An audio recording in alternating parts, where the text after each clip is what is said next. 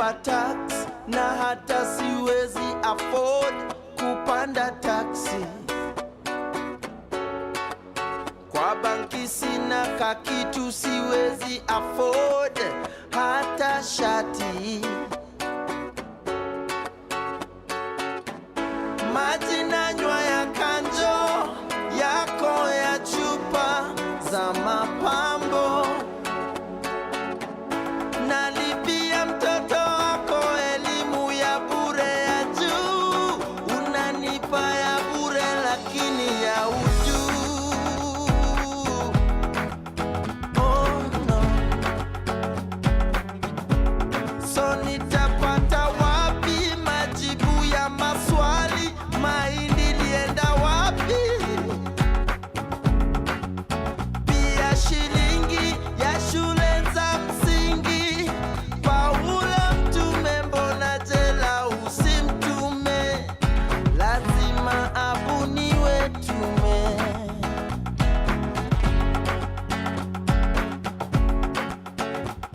Lazima abuniwe tume.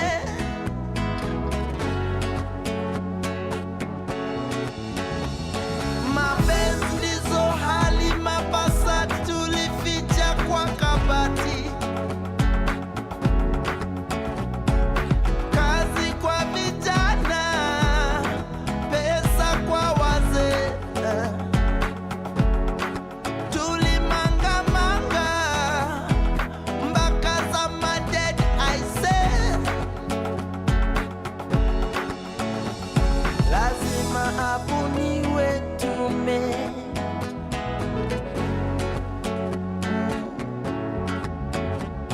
Lazima abuniwe tume. Oh. Sheria. Oh.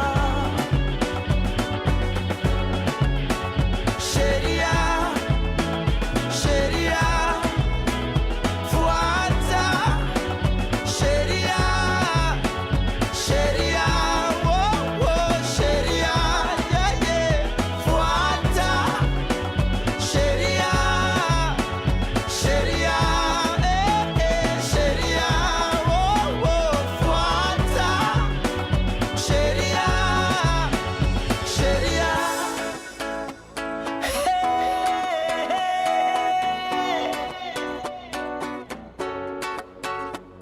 Pia wewe mwananchi, tabia zako ziko chini. Unapenda kulipa hongo na kutumia njia za uongo. Una mipango na hata watoto wa kando.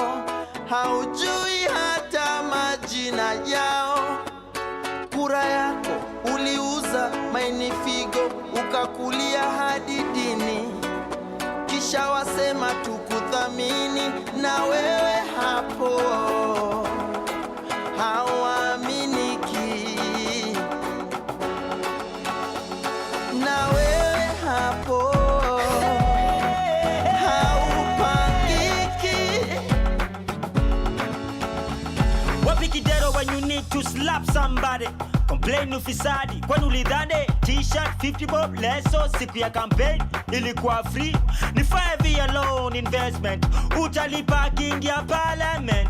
We are one, amani we are one. Na utumishi kwa wote, utu missing CCTV we were watching. Pressure insecurity na job opportunity ni kama mti ya kibiriti. Side moja heavy, usiniambie Kenya kuna umaskini, kwani hizi fat fingers zinaibia nane? Maskando inatuleta wa survival. Media define leadership, na sura ukiaka front page na improve readership. Ambia wase wa Twitter wa hashtag hii ama hash reality doesn't make a good TT. Commission of inquiry, wanakula commission bila kutupa ukweli. Ni kubaya, baka kukiwa kuzuri unashindwa nini mbaya. Machozi ya perpetrator ineza dilute damu ya victim ilimwagika. After all is said and done, all will be said, nothing will be done. You're not my tribe, but you're my blood type. lakini it doesn't have to take tragedy to know that. Sheria. Oh. Sheria. Sheria. Fuata. Sheria. Sheria. Oh, oh. Sheria. Yeah, yeah. Fuata. Sheria. Sheria. Sheria. Oh, oh. Fuata. Sheria. Sheria. Well. I know you. I know. You haven't had this voice in such a long time. You've been wondering, how did I survive without hearing this voice? Even the birds say yes. Hey, I'm here right now, right here with you for the next 1 hour on Sheria Dive. You're here with me, James WaNjeri. Hey, Kwamis Nayo. A lot of things have happened over the past few weeks when I have not been on air. But, of course, some of those were to holidays here and there. How have you been spending the long holidays, Manze, kumekuwa na long holidays sana. And do you remember that time for the 10th, there was like a holiday there. Then, manze, baba katupea holiday. You guy. So much has been happening within the past few weeks. And of course, rest in peace to Raila Amolo Odinga, bastion of democracy.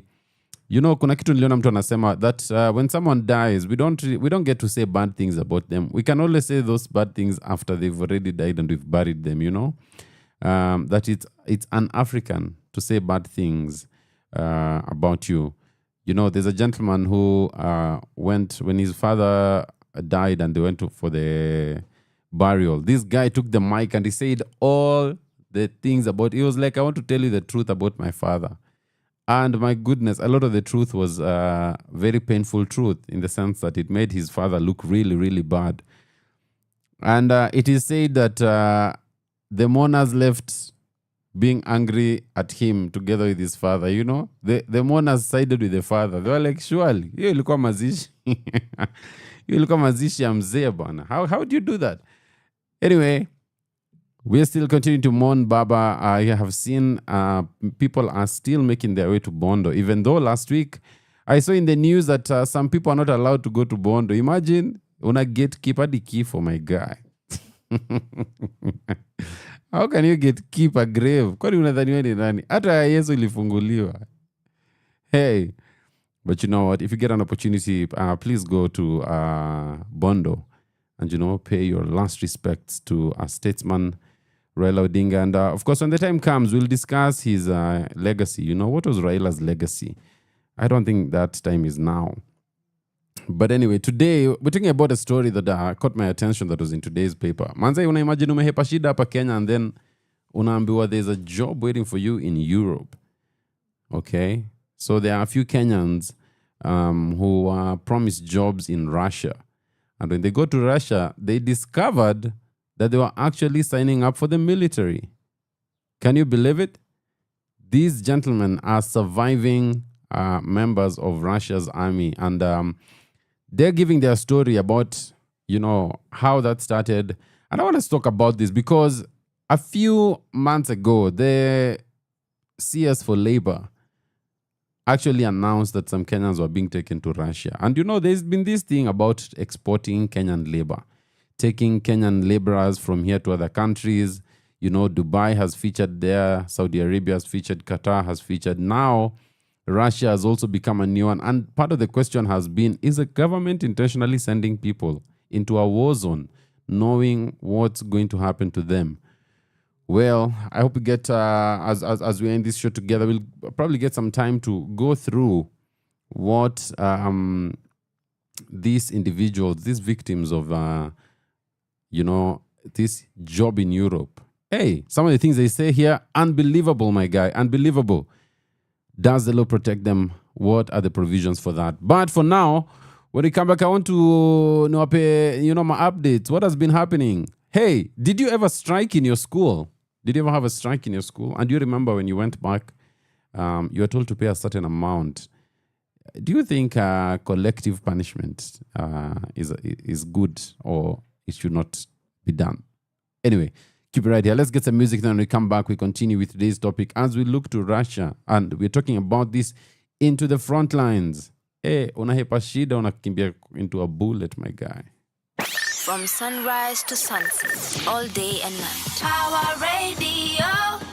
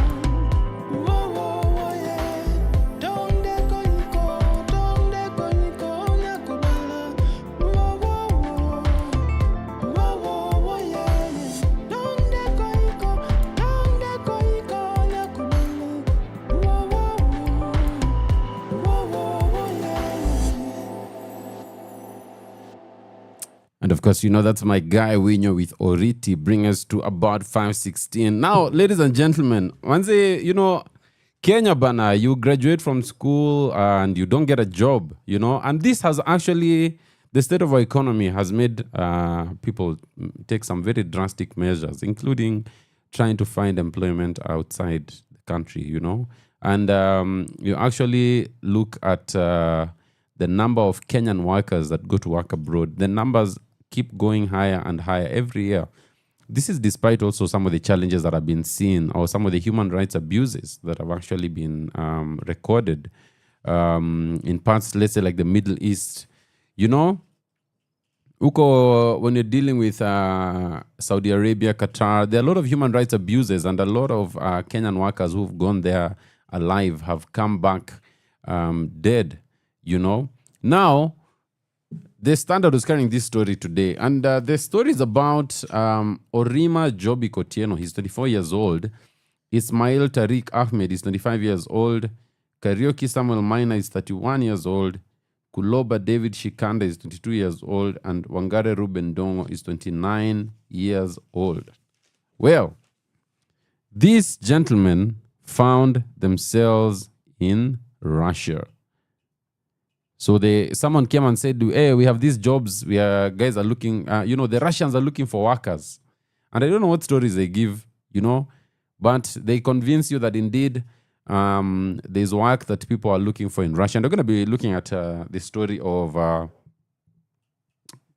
Javan, one of the two returnees. Of course, I have to state that there's an ongoing human trafficking investigation, because this case was reported to the police, and the police are actually investigating the matter. And they know, I think I remember seeing the news that someone has been arrested over this. But according to Javan, he says that when he landed in Moscow, okay, he was quickly taken to a room there, and his passport and phone were taken away. He was made to sign some documents, and these documents were in Russian. He was taken to a bank where an account was opened. He was forced to sign documents.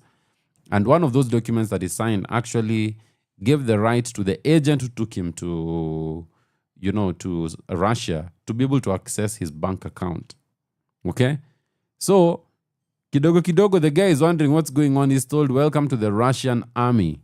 And these guys, that's how they put on that Russian uniform and started fighting on behalf of the Russian Federation. Hey, Kenyans who left here to go look for jobs. And all of them say, without any contradiction, that they did not know they were going to sign up for the military. If they knew they were signing up for the military, they probably would not have done it. And there are serious questions here about how is this happening, and is the government allowing this to happen? Because remember, anytime you want to take labor outside Kenya, you first have to go through the Ministry of Labor, because there are guidelines that should deal with that process. What are the requirements? Do you need to be registered? Okay. What is the information that you need to be able to share? It appears in Kenya that we now have a lot of rogue agencies. How do we deal with these rogue agencies where you find someone goes abroad? I think the other day I saw on X that imagine you're walking in town and then you run into the person who told you to give him 180,000 akupatia job Canada. You are conned, you never got the job. Then you're just walking in town, you run into them. And this guy says, we nirudishe pesa yangu bana. This person conned me. So, how is it that Kenyans left here knowing they're going to just get jobs in Russia, but they ended up in the Russian military? I'm going to be reading the story of Javan and how he's told it to Wellington Nyongesa of the Standard newspaper. This is today's newspaper, Monday, October 27th. A lot of lessons to learn here and a lot of things to open our eyes. Keep it right here with me on Sheria Dive. From sunrise to sunset, all day and night. Power Radio.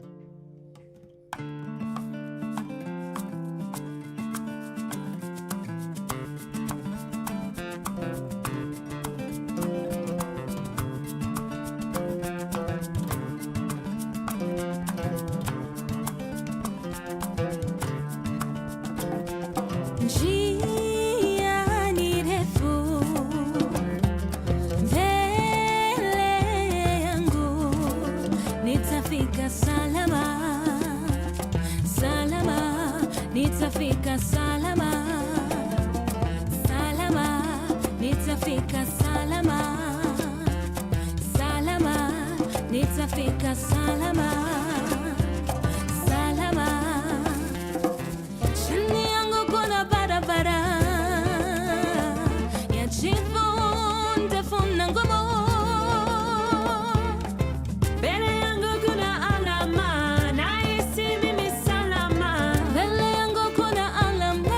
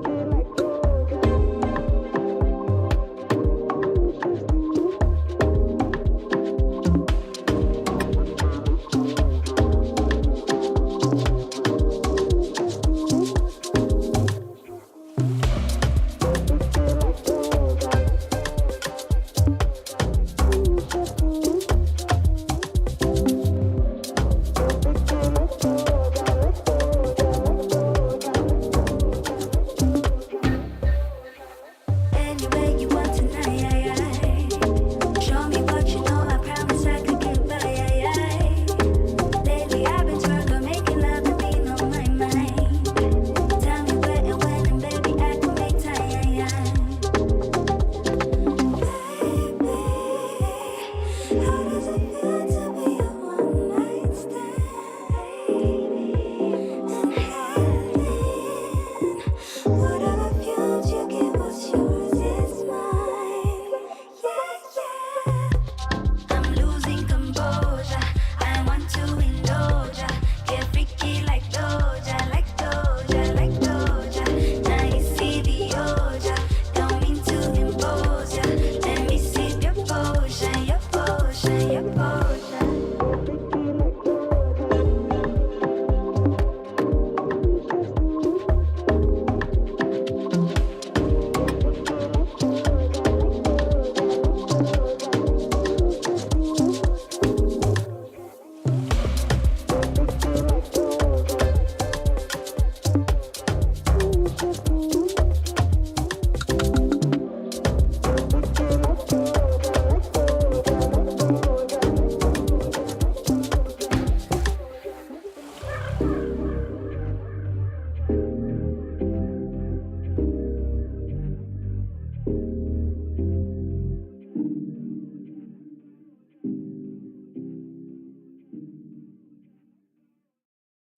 You know, the thing with Nikita Kering is, she never misses, man.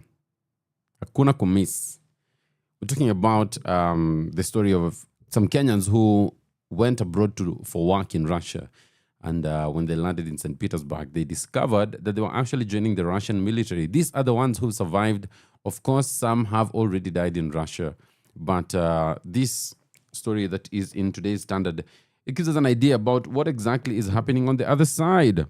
He says, Javan was born and raised in Kisumu County, and he had been looking for a way to get a job in the Middle East, but he had been promised employment in Russia. In May, in Nairobi, he met a man calling himself Gilbert, who told him that the Russian government was looking for Kenyans to get them jobs in shopping stores, factories, hotels in Russia.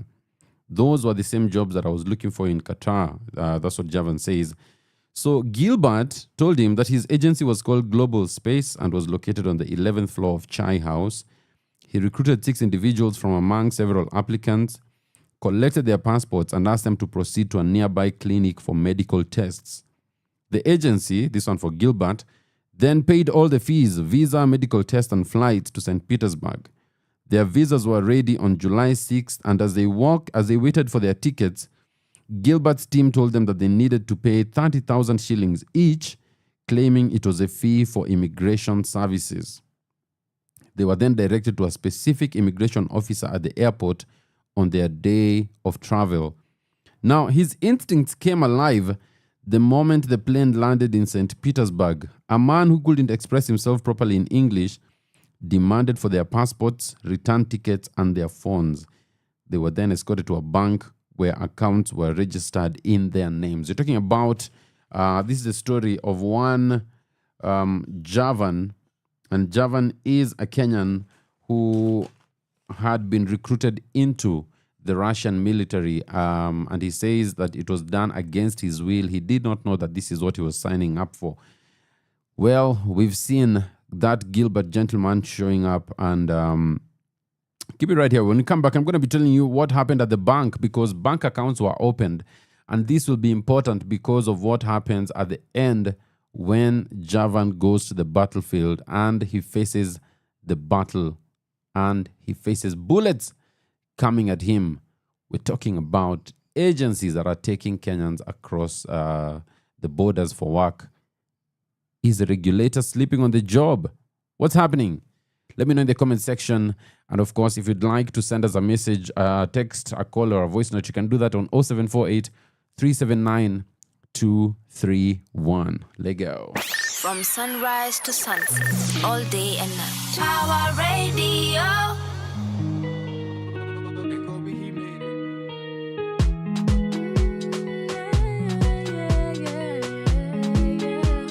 It's spring. I love you. I want to stay all night long. Yeah, don't let me go. 'Cause I just wanna be here, don't wanna be there. I'ma take you when you need the rescuing. I'ma risk it, 'cause they wouldn't get the best of me. Gee, unanichanganyanga, ukiwaka na kustoka unibamba sana. Anything you do, when it come a start, you are my everything and nothing comes between. 'Cause nitakukumbatia, juu sitaki wacha uende, nitakukumbatia tena na tena na tena. Hata ukikuwa na shida, tutaweza tu, tutahandle hizo vita, yatapita tu. Nitakukufaitia, anything for you, nitakukumbatia we. Tena na tena na tena nitakukumbatia. Tumi nakupenda. I know we got wishes and a couple of dreams, yeah. So we're in the right time, my dear. But nina idea na nyede na bia, so tushike wima. Cheki, tunaweza weka feel kwenda juu, tuko high na vibes ni right. Tunaweza atafika naye basha side juu vibes ni nice. Lona toa mapenzi kama enzi zabo mali kwenye nyi wapenzi wangu, na kawe ni hater nisha kusema kwa mamangu. Can you damn me na tafuta dhahabu? 'Cause I'm saying I'm a mama's boy but these streets is safe. So my mama's really gotta love you. I'm saying I'm a mama's boy but these streets is safe. So my mama's really gotta love you. Dance paka day. Yeah. Chukila tena when ni ka Valentine's Day. Unajua siwezi dance, wacha niweta jembaras. Unajua kuna wasi, wacha ni wewe, yani wewe. Okay. Sit to dance paka day. Okay, yeah. Chukila tena when ni ka Valentine's Day. Unajua siwezi dance, wacha niweta jembaras. Unajua kuna wasi, wacha ni wewe, yani wewe. Yeah. Anything you do, when it come a start, you are my everything and nothing comes between. 'Cause nitakukumbatia, juu sitaki wacha uende, nitakukumbatia tena na tena na tena. Hata ukikuwa na shida, tutaweza tu, tutahandle hizo vita, yatapita tu. Nitakukufaitia, anything for you, nitakukumbatia we.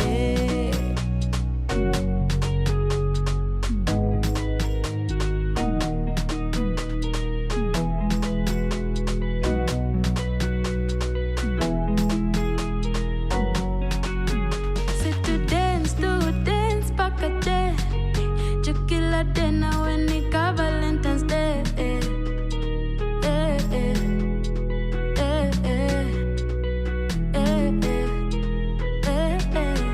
Sit to dance paka day. Chukila tena when ni ka Valentine's Day.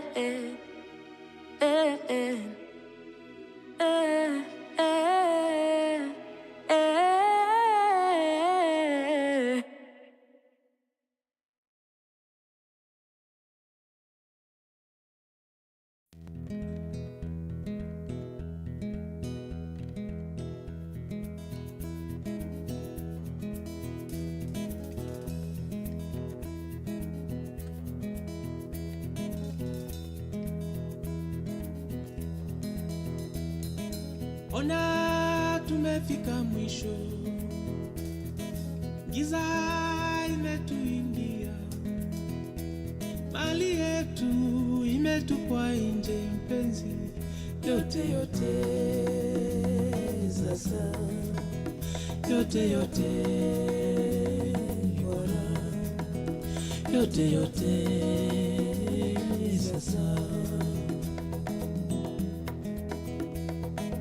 Ona tumefika mwisho, giza imetuingia. Lala mtoto mpenzi, yote yote sasa, yote yote Bwana, yote yote sasa.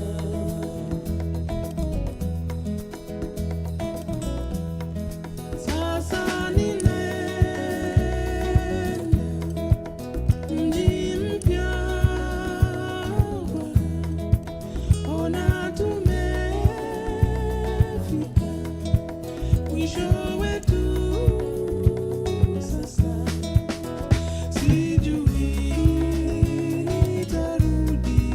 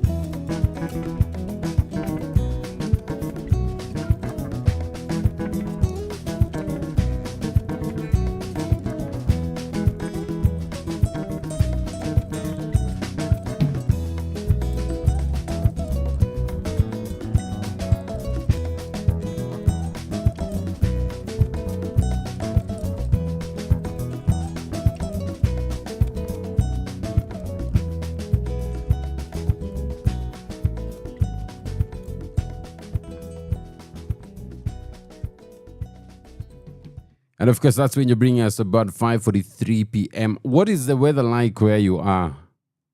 Nairobi looks like it's raining. I hope you're having good weather wherever you are. And of course, in Nairobi, when it rains like this, it must flood. Okay? Rain equals flooding.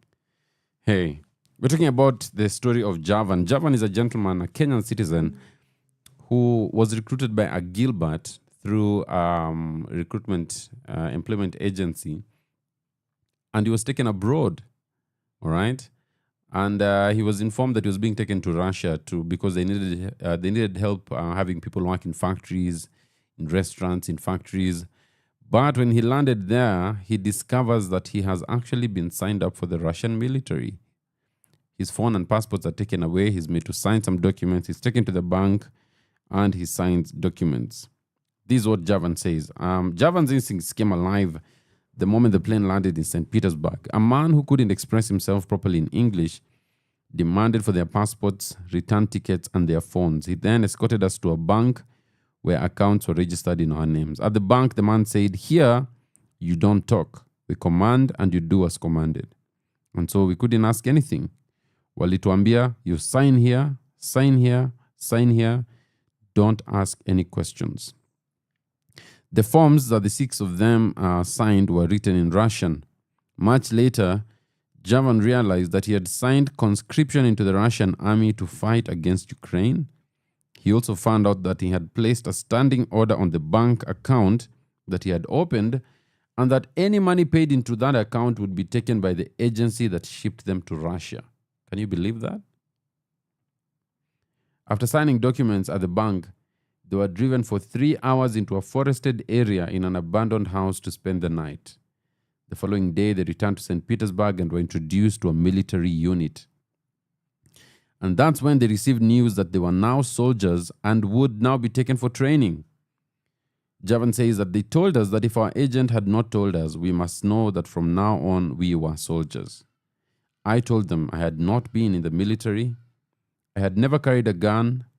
They said, "You already signed up, and that even if I died, my people will get money." So Javan does not remember indicating in any of the forms who he signed as his next of kin. And according to him, he says, all the money paid into the account I opened under the watchful eye of the white man in St. Petersburg was withdrawn by the agency in Nairobi. Can you believe that? 210,000 was the salary for August, 800,000 bonus for service, and 3.2 million, which was compensation for my injured arm on the front line. All that money was deposited in an account where the agent has taken it. Oh my goodness. Just think about that. What is happening? Don't we have an agency that regulates how local agents handle questions of labor? Because we're having a lot of labor abuse. There's a lot of abuse in terms of labor. People's ability to work and the work that they do. Now, of course, as I say, this matter has been reported as, a case of human trafficking. And as we wait to see what the police say and whether any charges are preferred, there is a big, big issue. If you look at the numbers, Africa's median age is 19 years old. 19 years old, which means labor, you're going to have a lot of people getting into the labor market.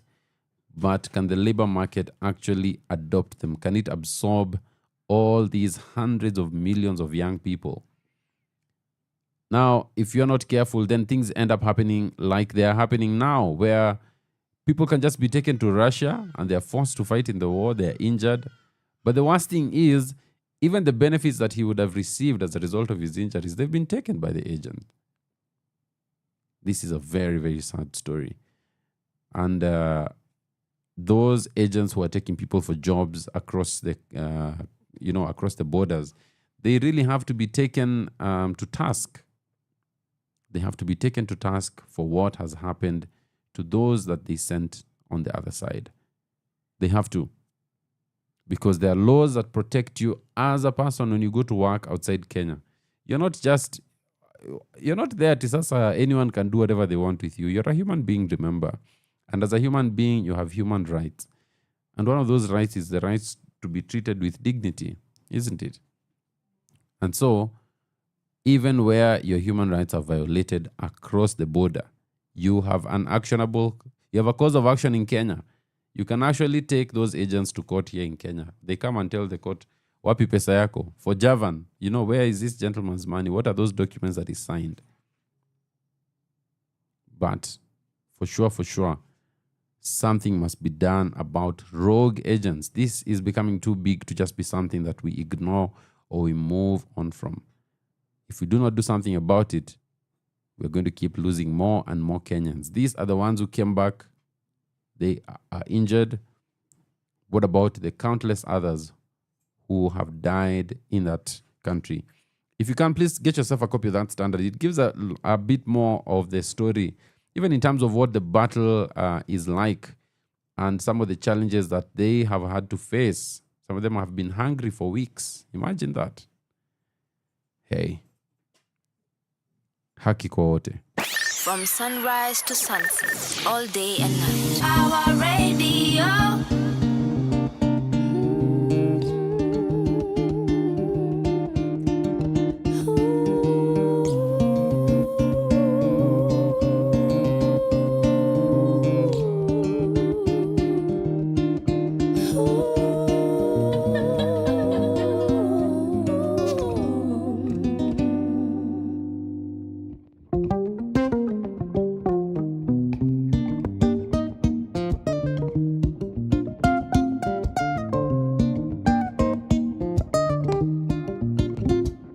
Forgiven, your word of promise to me, despite my actions inconsistent. Arrested, guilty, but you refresh my homepage. Connection, now I'll never be the same. If freedom is my chance to live, freedom's a chance to forgive. I'm gonna let it go. Release the inside pain. Been going round in circles. I need to find a ride. But why, oh Lord, am I in doubt? Why, oh why am I in doubt? Aparo, kikaniwacho, kibudo ewia. Aparo, Ouija with the heart of a warrior. Aparo, even when I'm lost, I know I'll find a way. The truth, the light, my light in the darkness. But I'm thinking.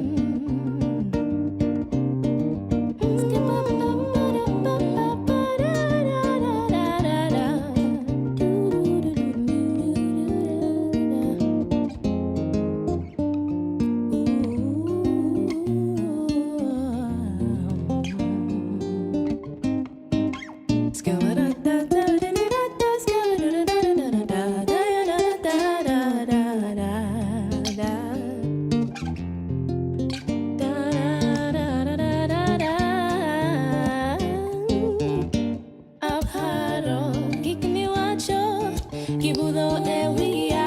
Aparo, Ouija with the heart of a warrior. Aparo, even when I'm lost, I know I'll find a way. The truth, the light, my light in the darkness.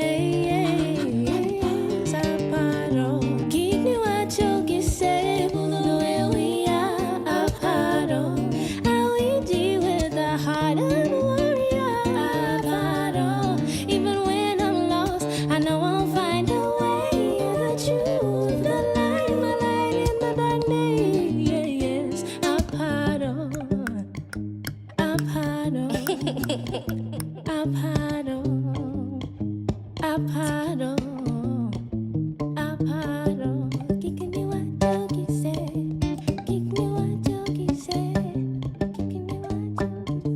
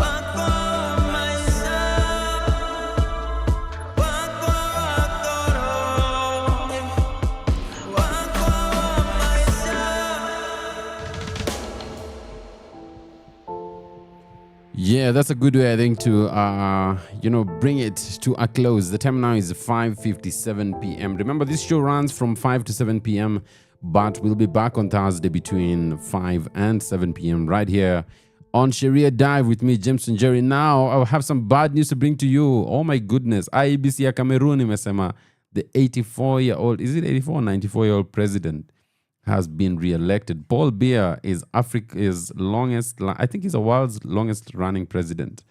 The guy is so old, he rules from abroad. So I don't know what that's going to look like. I had also seen that some comrades in Cameroon are against that story and they want to do whatever it takes. Hey, we're going to be keeping our eyes out on that one.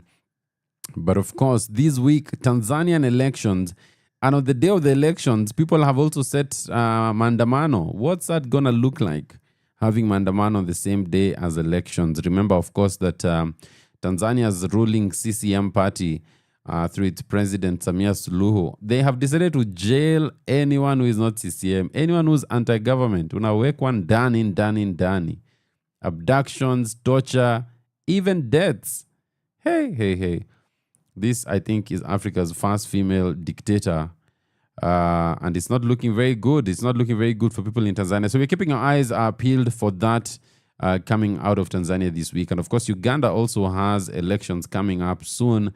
And it's all campaign, and campaigns are in high gear with our neighbors. Sisi tuko hapa. Tunangoja Africa Cup of Nations, eh? Have a lovely week. From sunrise to sunset, all day and night. Power Radio.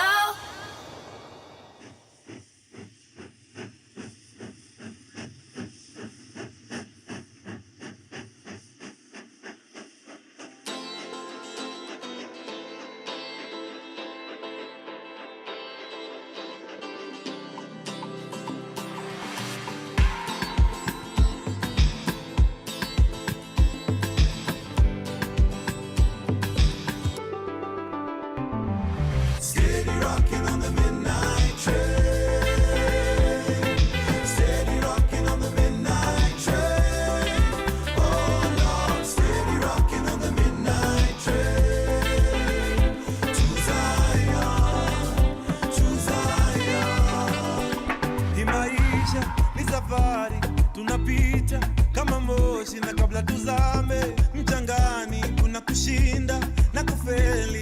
Inabidi ujijue tofauti ya mwalimu na mwanafunzi. ni ujuzi na ujuaji. Oh, it's unbelievable that we make it this far. Undeniable, we see the promised land from afar, and it's so beautiful. No, they can't touch the fire, and you know it's not in vain. Steady tripping through the pain. Oh, well. Steady rocking on the midnight train. Steady rocking on the midnight train. Oh Lord, oh Lord, steady rocking on the midnight train. Steady rocking on the midnight train. On the midnight Zion. Siku zazidi badilika, mengi yazidi kunipita jama. Oh no, maji yalipozidi unga, hawakudhani tutafika fika. It's unbelievable that we made it this far. Undeniable to see the promised land from afar. So beautiful, they gon' know who we are. They keep on walking in the rain. Kuna blessings in the pain. Whoa. Steady rocking on the midnight train. Steady, ready, ready, ready, Steady rocking on the midnight oh train. Lord, Oh Lord, steady rocking on the midnight train. To Zion, to Zion. Zion. It's on our road to Zion. Nothing will ever deny us. Whatever it takes, keep on rocking. Whatever it takes, keep on moving. To Zion, to Zion, to Zion. Yeah, yeah, yeah, yeah, yeah, On the yeah. midnight train. Steady rocking on the midnight train. Oh, Steady rocking on the midnight train. To Zion, Zion, Zion. Zion. Steady rocking on the midnight train. Steady rocking on the midnight train. Oh Lord, steady rocking on the midnight train. To Zion.